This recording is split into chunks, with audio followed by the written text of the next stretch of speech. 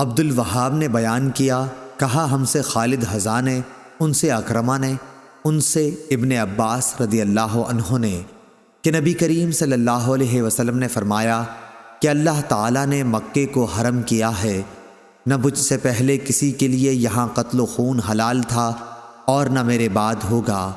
اور میرے لیے بھی تھوڑی دیر کے لیے فتح مکہ کے دن حلال ہوا تھا، پس نہ اس کی گھاس اکھاڑی جائے، نہ اس کے درخت قلم کیے جائیں، نہ یہاں کے جانوروں کو شکار کے لیے بھگایا جائے، اور سوا اس شخص کے جو اعلان کرنا چاہتا ہو کہ یہ گری ہوئی چیز کس کی ہے، کسی کے لیے وہاں سے کوئی گری ہوئی چیز اٹھانی جائز نہیں۔ اس پر حضرت عباس رضی اللہ عنہ نے کہا،